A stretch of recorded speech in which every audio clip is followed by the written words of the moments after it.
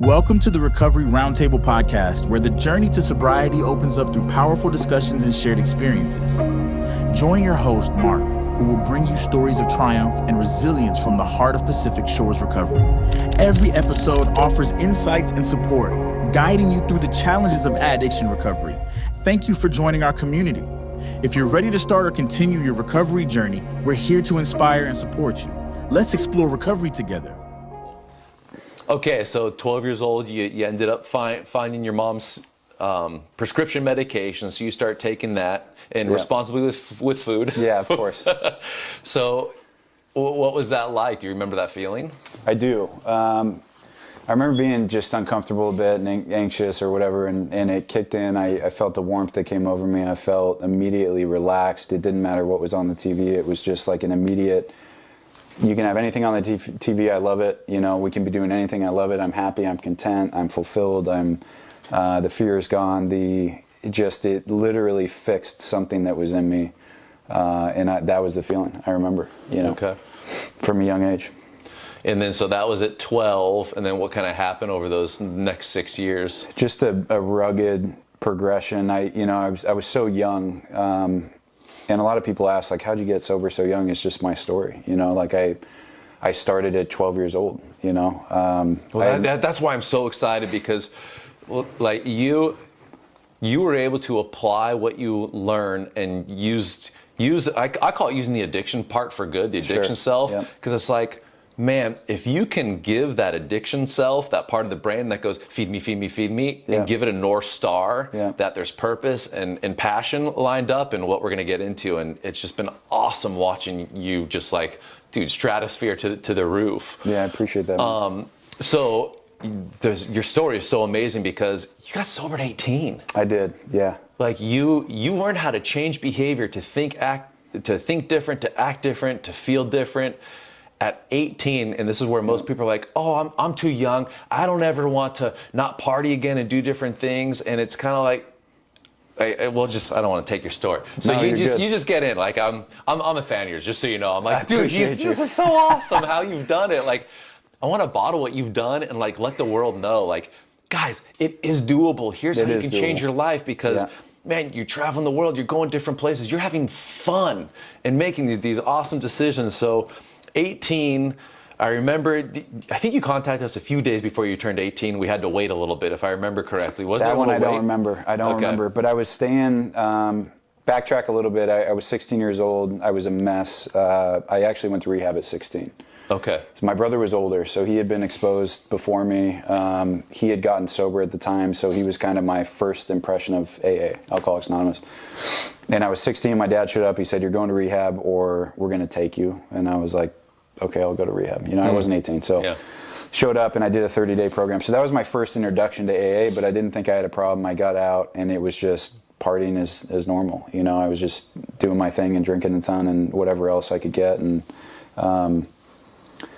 what kind of brought me here, I was 18 years old. I had been, basically bedridden for 6 months. I wasn't doing anything. I wasn't getting out. it was a really bad, I don't got to go too into depth on it, but I reached out for help at 18, and I didn't know what to do, but I remembered AA, and I remembered, my brother getting sober and just this image of people that had a better life. And so that's when I reached out for help. I called my grandmother. I said, hey, I need help. I don't have insurance. I'm not really sure what to do, but I need a medical detox. And fortunately, she was willing to kind of pay the ride through detox, right? So I went to Hoag Hospital. We just did the simple detox. It was like 8 days, and then that's how we found this place, with someone at Hoag Hospital. Okay. Yeah. So you came here, and one of the things, and it's crazy because my memory sucks, but I remember, actually remember a lot of our conversations, different things. Yeah. One of the things that fascinated me about you was, it was like you wanted to learn, you were open to feedback and suggestions, but then you would do the work. Like it blew my mind, because like in 07, I was only maybe 5 years into this whole trying to figure this thing out. But you would take direction, you would take feedback, and then you would do the work. How, have you always been that way? How are you able to do that and apply it? You definitely, I need a kind of a place of willingness. I think I was just beaten up but I was so young. It's crazy going back there, right? Because you would think at like 18, I've got it all figured out, but I wasn't. I think it was a very big emotional bottom for me. It was a tough place mentally and emotionally. I think I just wanted like anything different than what I had. And I think that's where the willingness came from. You know, I saw the other pieces. You see people that are sober and they have these lives that you want. And it's like, how do you, like, what are you doing, right? And Dan was a big part of that. Like, Dan was the guy that kind of painted the path for me early on, and I kind of just blindly followed, and it was the best thing I ever did. Yeah, and just so you guys know, Dan Gordon was one of the first sponsors, mentors, whatever you want to label it, that actually took me through the steps, actually began to explain things to me from a different way that I'd ever seen. And dude, I still miss him to this day. Yeah, he had a heart of gold. And I remember just about every guy that would walk through the door, he would walk up, short little Jewish dude, would run up and just hug you and say, welcome home. And it was the coolest thing. He had this wonderful gift of making you feel so seen, regardless of what happened in your past. And so what are some of the things that stuck out to you about him, or that he shared with you, that just kind of like embedded in this journey? I think you hit the nail on the head. I think he was somebody that believed in you. You know, because I think that's important early on, especially if you're kind of lost, you know, but somebody else puts their faith in you and believes in you and gives you almost a sense of confidence for them or for you, you know, of like what's possible. He had such a good way of, I don't know what it was about Dan. He's a very different individual, right? But the way that he would speak about Alcoholics Anonymous and talk about his story and his life and how he got better, right? It was inspiring. It was something that you almost wanted. So it was like whatever, he had that energy of like, I want to be around him. And he's one of those people that made you feel good, you know? Yeah. He was a walking blessing to so many people. And actually, for those of you that had the chance to know him, he was amazing. He actually, like, one of my final memories that I have with him is he came to my wife's and my wedding in 2008 and was there supporting us. And then it was just a few months after where he got diagnosed with cancer, and it just took him so fast. So fast. Yeah. Okay, so he kind of takes you under his wing. He's pouring into you. And again, I want to go back to, like, I feel like every piece of advice or suggestions you got, you just didn't kind of think and do a little bit. You went all in on that. And so, yeah, you jump on that. I want to say that's not entirely. Maybe I'm harder on myself, right? But fair enough. Like, I didn't stay sober since I was 18, right? I was in and out for a lot of years. I was trying different variations of this thing. I think what you're speaking to on like my just want for something 100% was there, right? But I wanted to like try every different variation of it. And I remember I would do just meetings, you know, and I didn't stay sober. And then I'd come right back, and it was, okay, I'm going to do meetings, but then I'm going to work some of the steps, but not all of them, maybe just a few, right? And then I'll pick the ones I like. Yeah. And, or maybe I'm going to work steps and not go to meetings. That didn't work. I feel like, and this could be a lapse in memory, but I feel like I kind of tried every different variation. Nothing was working. And really what ultimately, I turned 21. I wasn't here anymore, but I turned 21 sober. I had about a year and a half sober. And the one thing I was not sure of is whether or not I had a drinking problem. And this was something that I didn't really think about it much until I turned 21. And it's like, you know what, I'm 21. I can go to the bar. I can drink responsibly. I never really had a big problem with alcohol. I definitely had a problem with drugs, you know. And that was, I think, the piece that was maybe holding me back over the years. And, you know, I'll never forget, I went and I drank. I forced myself to drink a beer. I didn't really even want to, but I was like, just get it over with. You're not an alcoholic, whatever. Drank a beer, you know, and I think I didn't drink for a couple days, and then I drank a little bit more. And then what I found, long story short, is like it didn't matter if it was alcohol or drugs or Xanax or weed or... Like, it didn't matter. The substance all serves the same purpose. Yeah. And they all are the solution to that piece that I'm looking for, right? And that's when it clicked for me, right? It was like, okay, alcoholism for me isn't just drugs. It's everything. And I found that when, if I had nothing else and all I have is alcohol, I'm sure as hell going to be drinking, right? And not being able to stop and, you know, all the other things. So you mentioned two things so wonderfully, and thank you again for sharing so openly. Yeah. So you talk about of finding that peace. What was that you found that just basically whether you call it surrender or it's just kind of this thing of like, I think I can feel it now. I think I got this. Of as far as in sobriety. Yeah, of understanding. I just got a piece or a clarity of what it is I'm looking for. Because a lot of people explain of like, there's this hole.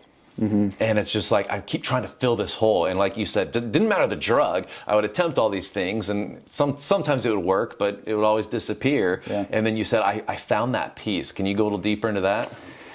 Yeah, I think like the only thing that I found that fills that for me is step work and staying active. And I've got an incredible story on that too, because I've been sober now for 14 years, coming up on 14 in March,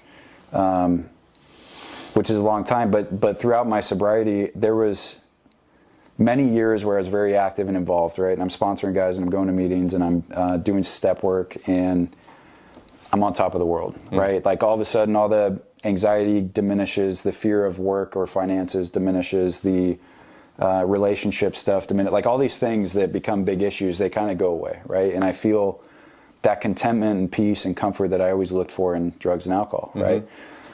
On the flip side of that, there's been literally years of my sobriety. There was a gap of about 2.5, 3 years where work was the thing, right? I didn't care about anything else. It was work.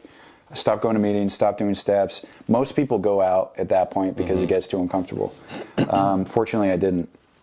But what I found on the opposite side of the spectrum in sobriety, if you remove that from me and I'm not working the program, I'm filled with like fear all the time. I'm filled with anxiety all the time. I think I know the right answer, but it's very skewed on what God would want.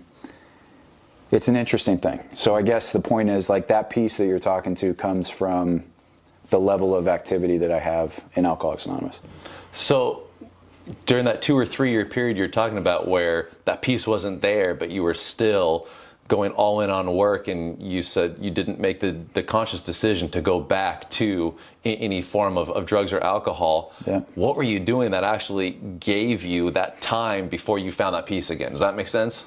Yeah, you get to a point of just misery, right? It's not fulfilling and it's not enjoyable and you're not happy and you can get to a very dark place in sobriety without the program and without God, like 100%. Fortunately, I saw it for what it was and I remembered the experiences that I've had prior, right? I remembered when I first got sober at 18, I remember working the steps and being active. I remember all that, right? So I think that was the part that allowed me to kind of shift back into gear, Okay. But again, a lot of people go out. You hear a lot about suicide and sobriety. Yeah. I think that's probably a big part of it. I think you stop staying active in the program because I can speak firsthand of it. If work is the only thing that I care about and that's important to me, I'm literally miserable. I'm like the worst version of myself. For me, as an alcoholic, I'm not talking about a normal person, but for me as an alcoholic without drugs and alcohol and without program, if I'm just like white knuckling through life, I'm a very dark version of myself. So during those 2 or 3 years, did work basically become the drug for you? I think so, yeah. I was thinking about that as you were asking, Yeah, it becomes the addiction. It's for me, and maybe this is normal in alcoholics, but I have to have something to fixate on, right? And yes, I think work becomes that. And then now my emotion and my happiness is based on maybe performance or production. Yeah, and that's that cycle of chaos, right? And this is where this is getting so good. So many people look at specific drugs of choice as like, oh, this one's really bad or this is bad. And it's kind of like, if we remove the label of whatever the substance is, we are looking to fulfill something that is unfulfilled in us in the steps, people, places, and things. Yeah. So work, another one we see is people working out like 3 hours a day in the gym, which isn't necessarily societally bad, but it's like, if I'm not dealing with the hole, the emptiness in here, I will continue to strive to find something to sedate, whether it's sedate psychologically, sedate physically, some form of sedation. So one of the other things I want to jump back to is you continue to talk about really this resiliency of continuing to coming back and going, okay, I tried this, it didn't work, I'm going to come back, I'm going to try this, and you stayed in the fight. Can you talk a little bit more on that? Because we see people where it's kind of like, I tried it, it's not for me, but this resiliency of like, I will find what works for me? It's a good question. I don't know what that is about me that brings me back. I think it's, again, I think it's the experience of a better way of life that I know is there if I want it. I've had a number of, strong spiritual experiences in sobriety. I've had moments of very closeness with my higher power. I've experienced an incredible life in sobriety. Moments of complete peace and everything I was talking about with like contentment and peace, right? And I fall off that track quite often still, but maybe it's that. Maybe it's remembering. Welcome to the human experience. Yeah, remembering that and jumping back, But it's a good question. So you try a few different things. You find work as a new way of sedation, and it's impressive what you created during that time, knowing that it's like, okay, I want to create in order to feel better. It's like, crap, this isn't working, even though it's still producing value to the world. And then so you find this peace. And then over the last 14, 15 years, you mind kind of sharing of that journey once you started kind of believing in self and God and different things, and how that's basically just paved this path for you that led us to here now? It's been an incredible journey, man. I don't think life is easy. I think and everyone I talk to, we all go through our own stuff, and it's definitely been a ride of back-to-back long-term relationships that didn't work out, moving across the country. I lived in New York 2 different times, right? A big passion of mine is travel. So, you get sober and you start kind of figuring out how to have a normal life, and then it's like, okay, what do you want to do? And for me, that's travel. Who wants a normal life? Right. Right? Right. So traveling, what was your first, what's your first memory where you went somewhere, did something, or saw something, and you went, holy crap, this excites me? You know what I think it is? So travel for me is the moment that I feel most free, still to this day. When I travel, it's like everything else is gone, right? And maybe that's part of me just getting locked in here and different things. I'm very task-oriented and work and whatever. And I travel, and all of a sudden, all the shackles are off and I'm free, right? So, for me, travel is like a big freeing experience for me, is why I love it. And it was from the first time I traveled. One of the big trips, the first big trips I did, I think I was 90 days sober, maybe. I went to London. I have family in England, and it was that feeling of okay, this is cool. Different country. You also get, for me, you get very caught up in a bubble, right? Mm. And I have friends here in Orange County that have never left the county, and it's wild to me. What's a plane? Yeah, exactly. And you go to different countries, and all of a sudden you're like, okay, everything that I worry about on a daily basis and my perception of how things need to go, and this none of it even matters, right? Hmm. It does a really good job for me at kind of resetting my perspective on stuff, and that's what I love about travel. Yeah, and we were talking a little bit before the camera started rolling about some of the travels of Europe and England and different things, and sharing with you sailing around the world and different things. I know one of the things for me that travel has done is it allows me to actually find my true authentic self. Mm-hmm. Like you said, it's like the rest of the world, everything can be on pause. I can actually focus on me. And one of the biggest issues we see is people don't know how to sit with themselves and to be okay with the thoughts, the feelings. How is that tied into your traveling and you getting to know you, at the being spiritual level? It's interesting you bring that up. When I was in Pack Shores, actually, I was dating a girl. I met her, we go back from prior to sobriety, and I actually met her at my Get Well job, right? I was living here. I was working at Staples. First job. I remember Staples. that. Oh my gosh, I was a business machine specialist. Yeah. Wow. Big job. And we were dating, and it just didn't work out or whatever. But I remember when that ended, I must have been 19, something like that. And obviously I was upset about the breakup and the relationship not working. And you go through all the normal, was it me? Was it her? Was it whatever? There was a moment back then that happened where it was you know what? I don't care anymore about the girl. I don't care about the car or the money or how I look, there was this like legitimate moment that I remember, and it was like, how do I find comfort and contentment with nothing else, right? So good. And I don't know what you just said that triggered that, but it brought me back to that. And travel has been a big part of that too. I've done solo travel. I did a 3-week trip to Thailand, completely solo. I was terrified out of my mind. I'm like, I don't know anybody out here. And what you find is you go out there, you get very comfortable with yourself, and you learn how to kind of just let the guard down and kind of roll with the flow. And they're amazing experiences, you know? Yeah. So you kind of shared about the pre-Sean back in the day of anxious and fearful and different things. Who is like this new version of Sean? Like, who are you at the core? How would you explain Anxious, yourself? fearful. Nah.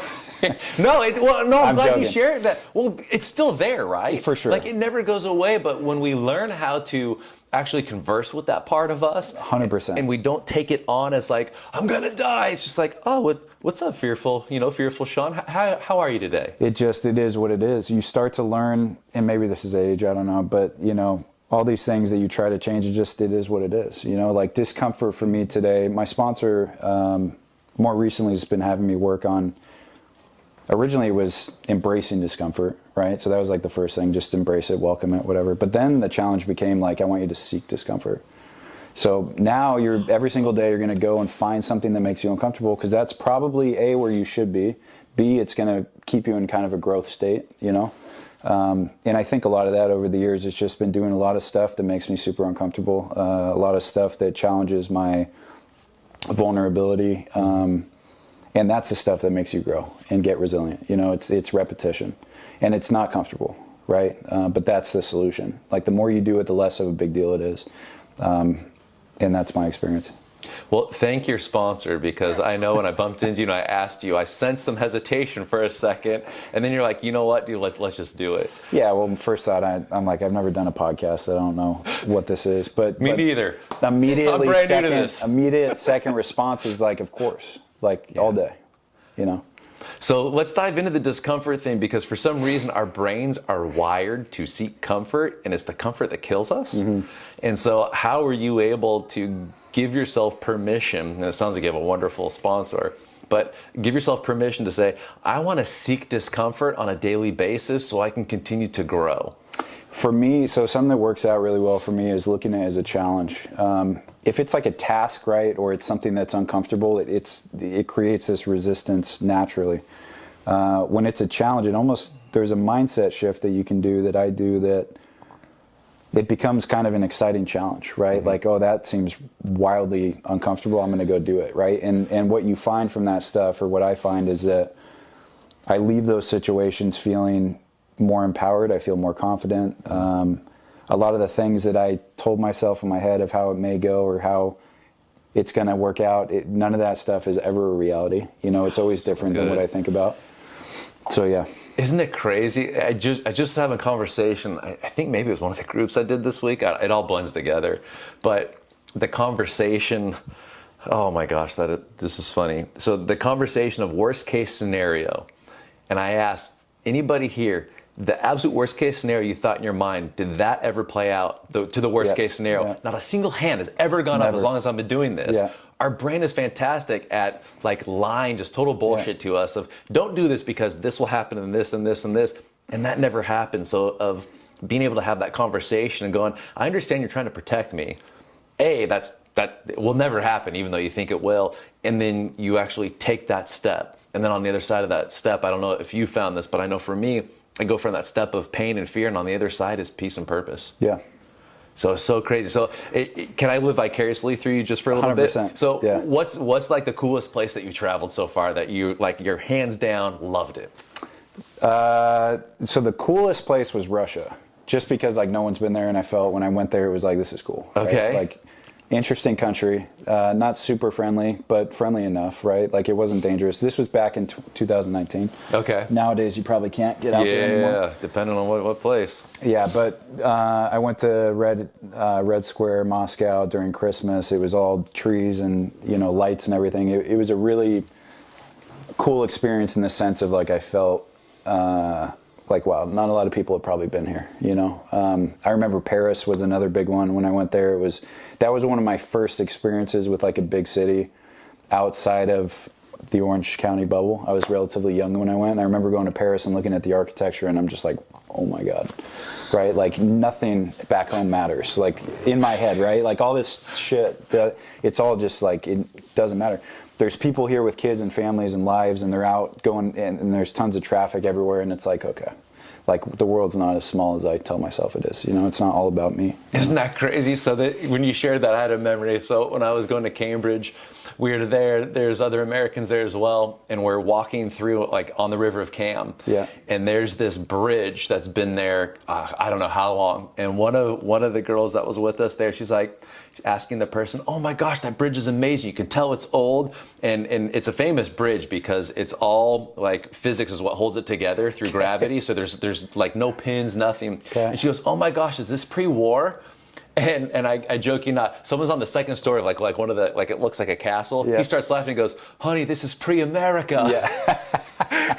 But just like you see things of going like, right. This has been here longer than people have been over here in America. Yeah. Like this is what the history books are written about, and just getting to see the architecture and the different things. Yeah. So Paris, Russia, where are some of the crazier places that you've been? Crazy story.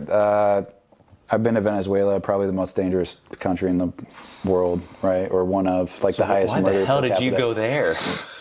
You remember Arya? Well, buddy of mine. Yes. Yeah. I actually do. Him and then one other guy, we used to throw a dart at him, like literally, we'd throw a dart. Well, that's not true, but it was like we would have different stuff and we'd just like randomly pick a spot. And that particular That's a cool story, though. That particular year was Venezuela. We all looked at each other, said, have any of us been to Venezuela? The answer was no, and we said, cool, let's do it. And funny story on that, a week before we were jumping on the flight, I'm watching Locked Up Abroad, right? I don't watch that show, but it's on. It's like watching Jaws before you go swim. Guess where it is? Caracas in Venezuela.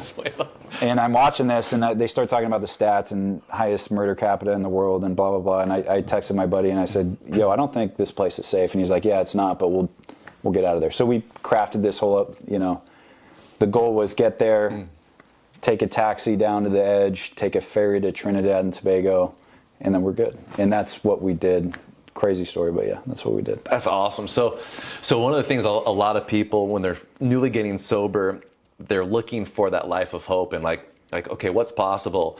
So you've traveled all over the world, all these different things. Yeah. You've also been, I'm being a little modest here, kind of been somewhat successful with your business. Dude, like the way that you're helping people and the whole, like just everything. Do you mind if we open that a little bit? Yeah, all day. Yeah, so man, how did you go from Staples at a get well job to actually creating a business, like getting to travel while having a business, and like just let's dive in. Yeah, I think I've been very fortunate with the people around me. But a lot of that's Alcoholics Anonymous. Like a lot of the networking that I've done is people in the program. It also showed me at a young age, like there's one meeting I go to in particular that it's full of a lot of young, successful entrepreneurs in different businesses. But I've always kind of surrounded myself with these guys. I'm definitely more tailored to that. Like I feel naturally, I'm a hard worker. I want to be successful, but not even about the money. I just want to accomplish something. I want to feel that kind of sense of independence and worth. And so it's been a chain of different jobs. You know, Staples led to, you know, selling garage doors for a while. I got into retail. I mean, probably the biggest career shift for me was when I was working at Verizon. I started as a sales rep, which at the time was nothing, but I worked my way up and I was an assistant manager. Never knew how to manage anybody, right? Became a store manager. I remember the first day I walk in there, I'm like, I don't even know what to tell you guys. Like, just sell, you know? Like, I didn't know anything about leadership. I didn't know anything about training. Or everyone's like, speech. You walk in, just sell. Yeah, good luck. I don't know what to tell you. But it's a lot of, we go back to the conversation of like discomfort. Like there's a lot of things that, you know, in my life that you just have to, you either have to sink or swim, right? And it's like, I wanted to be the best I could be.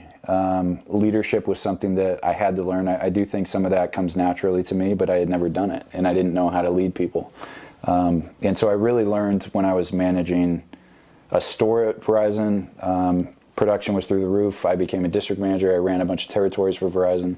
But that's really where, and then from there you start learning how to hire people, learning how to interview. I had to learn how to fire a ton of people. I mean, that's just part of the deal with retail, right?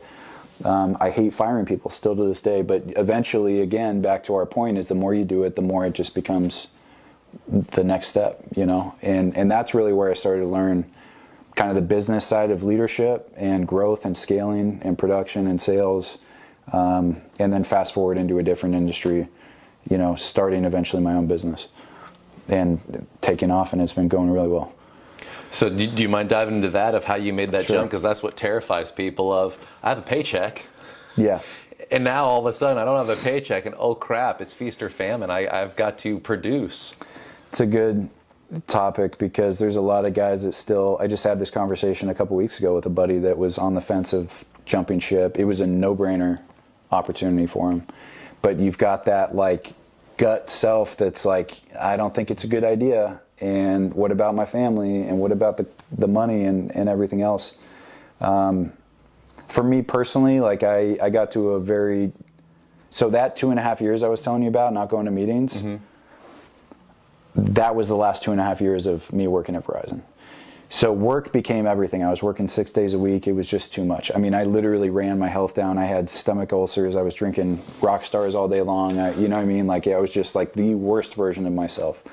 As I'm hiding my energy drink now. I got coffee over here. Kidding. We're healthy. So you start doing that. So then, you know, the jump off point for me that first time was terrifying, but it was also like I physically couldn't do it anymore. Like it was just crazy. I was working way too much, but a lot of it was self-induced too. You know, self-induced pressure, not good enough, overworking. It became an addiction. You know? So how did you make that switch of not good enough to, okay, the answer is I'm going all in on myself? There was a gap in between there, but I wanted to get into the business industry that I'm in now. There was a lot of guys in a meeting that I started going to that were in the business. I had to get licensed first. So, you know, I didn't start with my company. I started as just a loan officer. You know, I was a financial guy. I had to get licensed. Left Verizon, get into that. I was just a run-of-the-mill sales rep for 3 years, you know, and I learned the business. I had to learn how to talk to people on the phone. I had never done phone sales, you know. I had done sales, but I sure as hell had never done phone sales, you know. And I remember the first time I get on the phone, I'm just like, what do I even what do I talk about? Really good leader at that position. I'll never forget, I'm sitting there and I'm just kind of like staring at the screen, and I'm very analytical, and I'm going through the application. He comes in, he shut my screen off, turned my chair around. I'm facing the wall, and he goes, just talk to the person. And so I'm sitting there and I'm like, what do I talk about? So I started asking, like, hey, where are you from? Oh, cool, I'm from Southern California. You know, are you from there originally? Oh, cool, what do you do for work? I just got in the mortgage business. It turned into this 20, 30-minute conversation, and at the end of that call, the customer said, Sean, I really like you, I feel comfortable with you. Whatever you suggest, I'll do. And so that's when it clicked in sales for me. It's not about the product, it's about rapport and customer relationships and connecting. And that's how I learned how to sell, but yeah. Yeah, just, it's so much different, because I did real estate too, 20 years ago, whatever it was. And it's like, man, when you're just trying to sell, it sucks, but when you just want to help somebody. For sure. It's just like, how do I just help you? And sometimes it's not even, it's like, we can't help you, but listen, our competitor can. And it's kind of like, why'd you say that? Because it's what's best for the person. Yeah. And then people see that, and then I know even here, there's times where it's like, we'll refer somebody somewhere else. They're like, but I want to come to you. I'm like, we're not appropriate for you at this time. I'd love to help you. And then down the road, they get ready for it. And they're like, okay, now I see what you're saying. Now I'm ready. It's like, now we can help you. And it's this beautiful thing.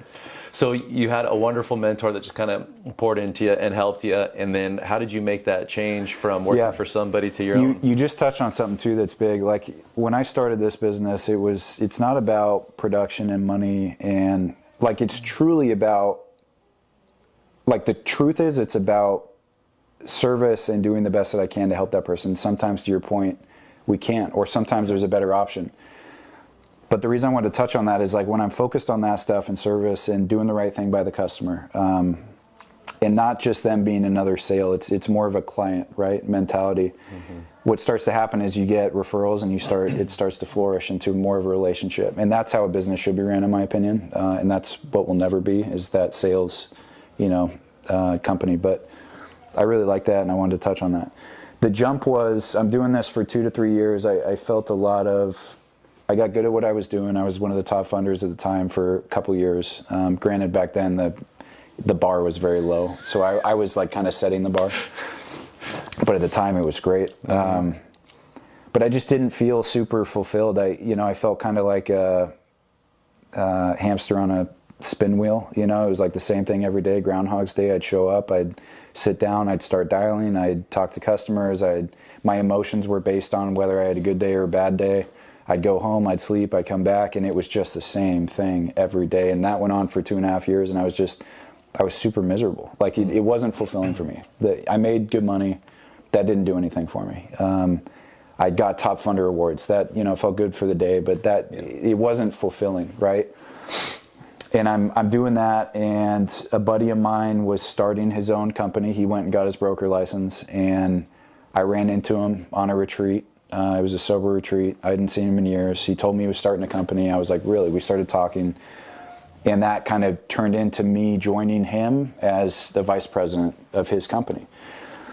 So I jump ship, I go over there, and it's the very beginning stages of a new mortgage company, right? Mm. So I'm in there, and he doesn't really know the best approach, so he's picking my brain. Now I'm like able to be involved in the decision making. I'm able to understand and learn how to grow a business, build a business. It was his company, but I was able to help in that growth and bring on new agents. And we went from there was 3 of us when I started to 30, so that's when it hooked in me. I said, okay, I love building stuff. I definitely the fulfillment comes from me being a part of something.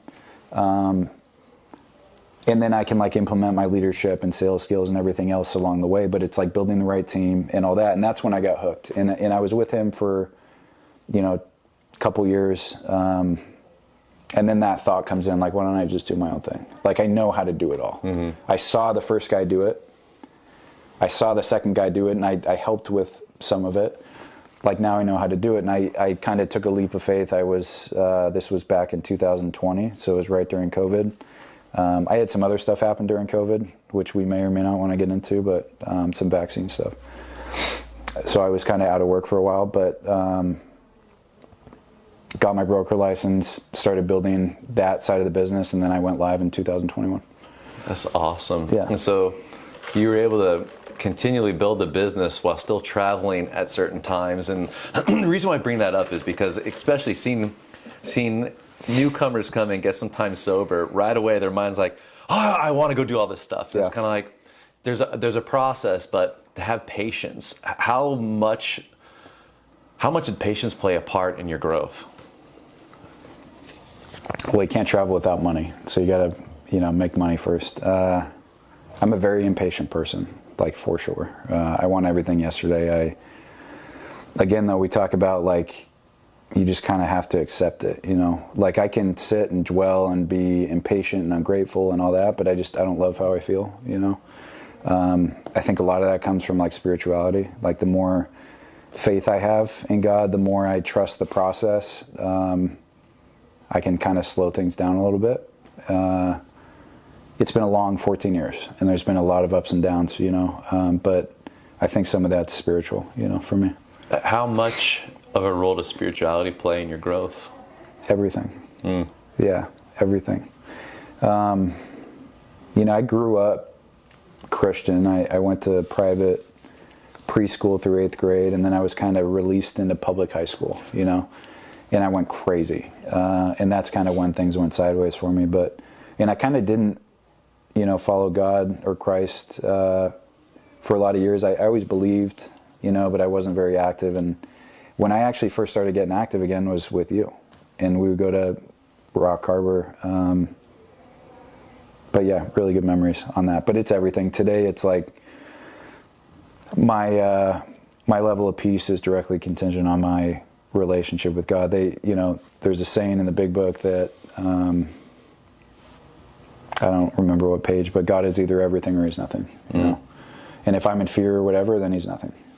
You know, if I'm at peace and I have faith, then he's everything. And all that stuff doesn't exist, you know? And so one of the other things that you were sharing about, this is why there's a recovery self, there's the addict self. And we see so many people like condemn the addict self and want to just remove everything. But there is a part, and this is one of the things that I love about the program, is some of the most successful people I know, actually maybe almost all of them, had some form of addiction at some point in their life or some form of trauma that they overcame. And there's this part of the brain that goes, it's like a genie, right? It's like, give me something to focus on, give me a wish, and I will go make it happen. And when it's not directed intelligently or intentionally, that wish becomes just sedate. And it does it very well.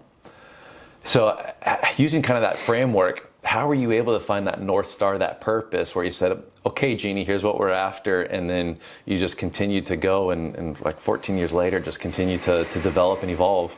I think it's, like, ultimately for me, it's fulfillment, or it's happiness, right? Like, because I've been very unhappy in my life. I've been years of extreme happiness, you know? And like, if traveling when I can and being my own boss or helping to build something, or like, if that's the stuff that makes me happy, like, that's all that matters, you know? Because I've lived the other side of it, and it's just not, like, life's short, you know? It's not it for me. And I think the North Star for me is, it's much more clear now, right? Because I have the experience and I've gone through things like, what do I love? What do I hate, right? What are the things that are healthy for me? What are not? And it's kind of identifying those things. And then, you know, fitness is a big part of my routine. It has to be. Like, fitness is huge for mental peace, right? I don't love going to the gym every day, right? Most days I don't even want to go, you know, but I just go. I don't love going to a bunch of meetings, you know, but I can tell you I sure as hell feel a lot better when I leave, you know, so I add that in.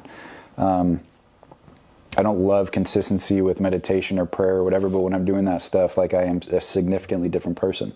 And I feel like the North Star becomes almost like I want to just kind of be the best version of myself. And I get pulled off of that very frequently, you know, but that's where I think it comes for me. Yeah, so, and that's the cool thing. We talk about the 5 foundational freedoms, and you hit fitness, you hit faith, you hit finances, you hit feelings. It's incredible of seeing, like, when we do the work, we get the results. Yep.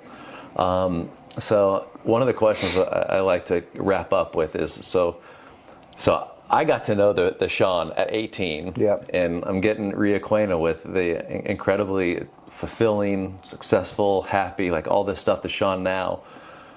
What was that darkest version of you needing to hear? So, like, if you could go back as this version of you, back to that person, your darkest hour, needing to hear something, what would you go back and tell yourself? I mean, I feel like it's the same thing I was telling myself back then, but like, life's beautiful, and it will be, you know, and like, you can truly do anything you want in this world, right? It's a choice. And there's certain things that are very uncomfortable that you're going to have to do, and there's certain challenges you're going to have to put yourself through, and there's certain decisions you're going to have to make that you may not want to. But that's just it, right? Like, you can truly do whatever you want in this life. It's just a matter of whether or not you're willing to do the work to do it. That's so awesome. It has been awesome watching you, and thank you for sharing publicly on your social media of all the travels, because it's brought back. So it's so cool. I'm like, oh, he's here. Yeah. It has just been awesome watching you over the last, 16, 17 years, just continue to grow and impact other people. So thank you for sharing openly, because you're reaching people that you may not even know who's watching. So I'm really grateful that I get to know you and watch you, and just. I appreciate you, bro. Ditto. First podcast, this is good. Absolutely, it's man. Fun. Hopefully the first of many. First of many. I love it. Well, thank you for coming down, man. brother. Absolutely. If you enjoyed this video, be sure to like and subscribe to receive more videos just like this.